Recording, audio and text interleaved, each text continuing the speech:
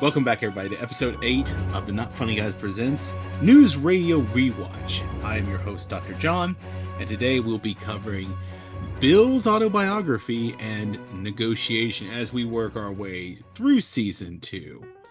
Of course, I forgot what actual numbers of the episodes these are, but we're like about 7 or 8 episodes in, so we're kind of getting near the halfway point. But let's get into it.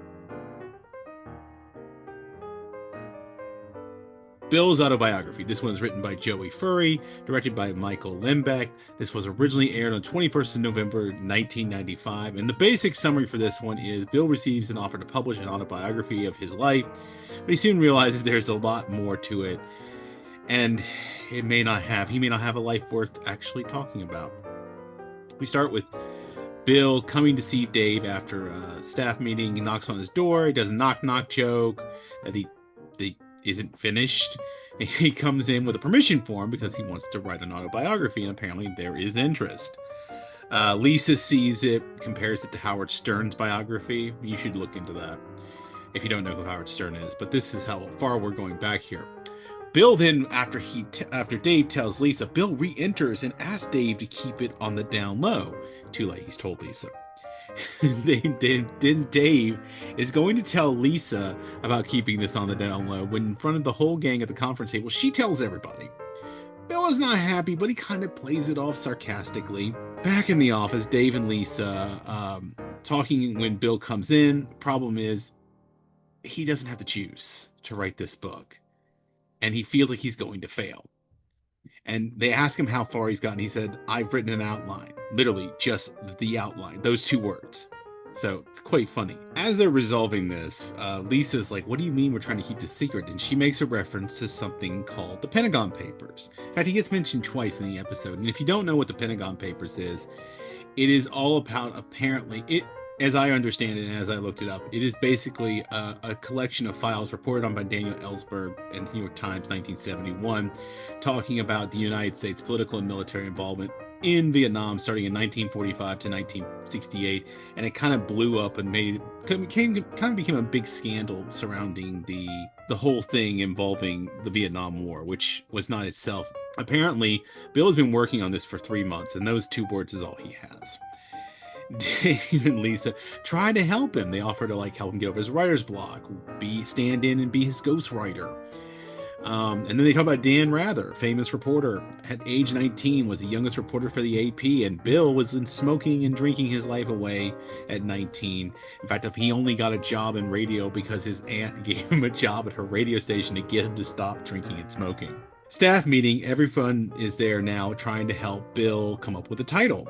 End up mentioning Dan Rather's autobiography, The Camera Never Blinks. They can't use that one, but Matthew suggests, give me 12 minutes and I'll give you my life, which Bill actually thinks is really great, but then Matthew cannot remember the title, and no one apparently can't either.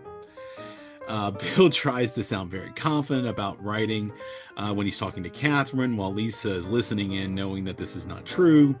Matthew says he has a diary, and that makes them similar, but Bill is not into that either. Lisa eventually calls Bill the modern-day Norman Mailer, author and reporter. Dave even calls him Hemingway, and Beth calls Dave and Lisa Zelda and F. Scott Fitzgerald. A lot of references, literary references, fun ones too. If you don't know who Hemingway is, Ernest Hemingway, or Zelda and F. Scott Fitzgerald, shame on you. But Dave gives Bill a tape recorder to use, and apparently it has a recording of Dave on there singing Horse with No Name. Mr. James drops by, and he wants to pep up Bill. He's heard the news in the station, but it only adds anxiety because he's literally got his own publisher working on this, and he has this giant cutout and claims he'll be the next... What's that guy from wrestling? Andre the Giant? No, the other one, Hulk Hogan. Again, it's not helping. Mr. James offers the story about Ross Perot, that he thinks Bill was there. And then he was like, no, wait a second, that wasn't you. It was Dan Rather. Ross Perot, another political figure. I believe he was, is this the one where he got back in the race? I don't know. They might be, I'm assuming they're referencing the 1992 election based on timeline here. Getting back in the race. He was the third party candidate against Bill Clinton and George H.W. Bush. So he's still coming up empty. And Bill even tries to record something about where he was in terms of the 1968 convention. The Democratic convention in Chicago was a big hoopla. Total disaster in terms of, you know, everything, Mayor Daley, all that fun stuff. Go do your own history deep dive. I'm not doing that here. And apparently he was drinking in his dorm room when this was happening. Next day, he looks just awful, disheveled. He comes to Dave's office, takes up toothpaste, puts it in his mouth, brushes his teeth with his fingers and all that. He's got nowhere. He listened back to the tape recorder, and you hear nothing. Except for the first side, you do hear the song again, which he said helped him to get him to sleep. But he says, listen, you can hear my thoughts. And you hear nothing and then wait, right here is where I'm driving in. I almost drive into oncoming traffic. Lisa now suggests don't write the book. Bill says he can't. It'll reveal that he's a failure to everybody. And he knows they'll make fun of him. He knows they've been waiting for this, basically. And Lisa, and he even confronts Lisa, and she was laughing at him on the inside, which Dave points out. Dave and Lisa go to talk to the whole crew while Bill is in the booth with Catherine, reveal his vulnerableness. Dave thinks that he can help rally everybody to Bill, but Bill was right. Everyone starts laughing at him. And then come around to pretend to support Bill. This continues later down in the Mexican bar downstairs, still mad about Bill's cockiness, and then try to be supportive with him. And he comes in. It's very fake. And encourage him in his fake progress. Everyone overcompensates in their praise, and he obviously figures out what they're doing. Bill gives faint praise with overtly honest takes on his colleagues to their faces. And then he says the line, sometimes a man has to drink alone, which is another great line suggested for perhaps the opening line of his book. Mr. James finally finds out about the hype issues, and he's afraid he's made it worse. He tears up the cutout just as Bill walks in the morning. He's like, A2, Jimmy? Bill claims he's had a breakthrough, and he has the first 3 chapters. He's waving around this document in his hand, projects his cockiness on everyone. Then he goes in. As he's projecting this cockiness, Dave threatens to refuse to sign the waiver for the book. They fight over it. It was all a ploy to fake out the colleagues in the office, because when they go in the office, it was all planned, and this is their way of Dave helping him get out of the hype and the pressure by not signing the release. And then, like I said, it was all planned. Lisa communicates to Dave and Bill that the staff think he's unfair. Bill thinks that he didn't tell Lisa, and he's like, all right, play along too. He did tell her. It was quite funny. But this one has a very solid, concise storyline. We don't have typically a B and a C plot line at all, but it's just funny to how we bring out this sort of tension everyone has with Bill as a talent and an asshole. So moving right along, our next episode for this episode of Not Funny Guys News Radio Rewatch, we'll be looking at Negotiation. This is our writer is Dan DeKaiser, directed by Leica Lindbreck again, 28th of November, 1995. And our summary for this one is that Matthew receives a meaningless promotion, and his efforts to organize the station are sabotaged constantly by Bill. Lisa tries to then find new purpose in her life by going out and doing a screen test with the rock band Anthrax for MTV. And Mr. James begins a search for a wife using business tactics, starting with a list of 36 women. And of course, this does guest star the band Anthrax and Natalie Noglich as Melanie Sanders, who will be his love interest pursuit. So let's break this down. So we have a conference meeting wraps up. Matthew and Mike makes this active announcement that he's got this promotion. It's very meaningless. He is now coordinating producer. Bill says no one gives a damn. Mr. James then announces that he's getting married, and he's on the hunt for this lucky lady. He's not found her yet. He wants to get married, but he has a list of candidates in mind, 36 of them. Catherine actively asks disgusted about the list, and only to find out she's on it. He's down now to 35 eligible women, and apparently to go the whole way all at once. Lisa comes to Dave to complain about Dave's meaningless promotion. Lisa is sort of in a bad mood. It's a rough time of year. We're approaching Christmas, and her parents like to send out a newsletter, very formal. Dave's is a very informal one with the kids' faces cut out and pasted on reindeer bodies. But apparently her brothers are big time achievers, in business and everywhere. They're very successful. And apparently one of them invented a game called Super Monkey Karate Death Car that he sold to Microsoft. So they're all successful, and she's feeling like she's falling behind. Matthews enters to tell Lisa he has reassigned her duties for the day, only to find out he's not her boss, but he thinks he is, and he's wrong. Dave plays along, and he gives Lisa a sort of a small lecture, and then Dave informs Matthew that he's not in charge of Lisa. She's still his boss. Power is not given, it is taken, according to Matthew. So we have our storyline. Storyline A is going to be Matthew's fake promotion and Bill messing with him. Storyline B is Lisa's depressed sense of achievement, causing her to seek out new storylines, and an official storyline C now being Mr. James' quest for a life. So, returning to Matthew, he's handing out memos. Bill fakes around to the buck up Matthews, throws the memos away. Mr. James comes in with a woman who's, I think she's there to look at their financials and audit. She's really a prospect. This is Melanie. Mr. James and Melanie have a chat over files after he gets her up the courage to thank her for coming by. She's all business, not catching his flirting. The flirting game for Mr. James is very weak. And Joe thinks wooing means screaming woo at women. Thank you, Joe Rogan. So Lisa announces that she's interviewing. She's going out for a new job. We will come to find out this is a job at MTV. A jump to television. Just to feel better about herself. And Dave leaves Dave kind of in the dark about the job most of the time. Matthew is now superior to Bill, at least he thinks he is, and Dave tells Bill that this is not true. Mr. James continues to his weak flirting, and Matthew has created this big board organization, a master list. And at one point, Bill steals these color coding cards, and then he steals and rearranges them on the board. All this stuff, he's messing with him. It's just messing with Matthew's head. Bill, of course, steals some of these cards later on that were supposed to go on the big board. And his deflection is, he says Bill is deflects by saying maybe it's Lisa.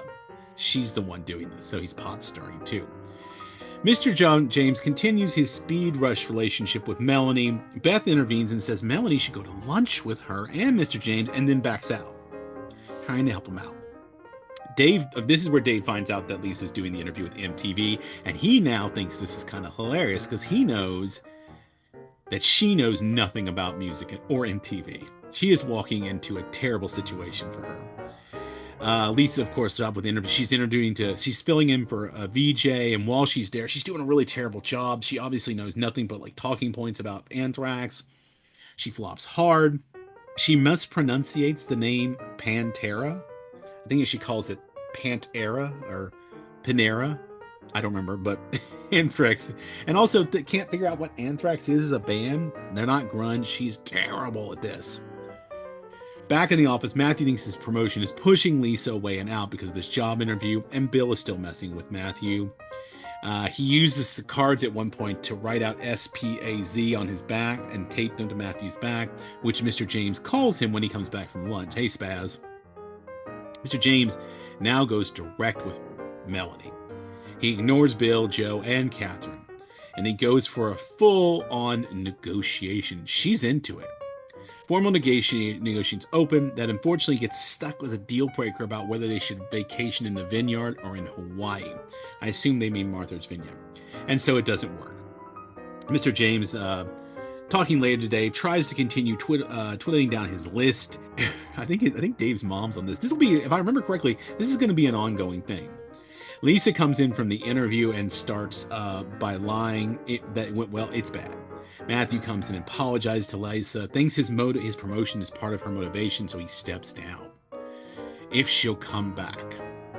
Mr. James claims he can help Lisa out by getting her a profile in the Washington Post, something to go in that family newsletter to help her out.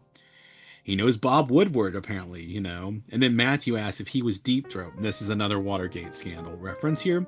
He doesn't answer. So, like I said, another Watergate reference. Now, Mr. James wants to know if Faye Dunaway is available. Bev comes in. Lisa got her a Beavis and Butthead shirt from the MTV office. She wanted to know if there was just a Butthead one, I think. Everyone now wanders into Dave's office. He's kind of annoyed. Melody comes in. She's about to leave. And he now takes the advice that Bill gave him. He goes up to Melody and whispers the filthiest thing he can imagine into her ear. And guess what? she's into it. So they're going off to a hotel to have a little late, early evening delight, maybe we should call it. But wonderful episode, all good stuff, underrated show.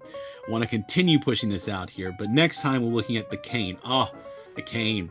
This one was a source of many an inside joke once upon a time in my life, and is one of my favorite episodes. And, of course, A Christmas Story. In the meantime, please like, subscribe, share, comment, write us at notfunnyguys.offthereels@gmail.com. Tell me stuff you like, things you want me to bring up. Do you want me to explain Vietnam and Watergate? I will, if that's something you'd like. Maybe I'll do a short. I was a history major in my undergraduate, so you never know, I might pull it off. But I'm trying to keep those short. They're important references that have become very out of date now, especially since we're not airing a show during the Clinton era, which is where we currently are. So I try to keep those references short, but if you want to see longer details, also keep in mind I'm not done with Red Dwarf. I will be doing that, coming back to that, but we're going to keep chugging along here with News Radio Rewatch, but we will be circling back to some stuff Red Dwarf. I have not forgotten. But if you want to catch some more Not Funny Guys stuff while we're waiting, you can, while you wait for me to come back and talk to you more about TV, you can listen to me and my Not Funny colleagues, Casey and Eric, talk about movies over on our main podcast. You can see it right behind me here. A little sign for it. But our main podcast, Not Funny Guys Presents Off the Reels. We talk about movies. We just got done with the Danny DeVito 3-pack. We just got through our Rookie of the Year. That's it. Rookie of the Year. That was Eric's pick for winning the Oscars. And I'm going to give you a sneak preview here. The episode announcing this will come out tomorrow. But I'm going to give you guys a sneak peek right now about our next series. We're doing the Mission Impossible series. So we're going to see a lot of Tom Cruise running. If that's not your cup of tea or your flavor, you can check out my colleagues Casey and Eric. They do a podcast, Not Funny Guys Wrestling with the Horror of It All, where they specifically look at horror movies and talk about WWE wrestling. With who these people, I don't know, because I don't follow wrestling anymore. So check that out for that. And otherwise, if you want to see me and our Not Funny gal, Dr. Kristen, you can come check out our podcast, Not Funny Guys Presents Thinking About Thinking, where we talk about all kinds of, a little bit more academic, a little bit more discussion-based stuff, AI, culture, geography we got into recently about America and all that fun stuff. So check those out. We've got a little two-parter going on right now this week and next week. So if you want to check those out, please do so. Otherwise, in the meantime, like I said, like, subscribe, share, comment, and until next time, remember to keep it not funny.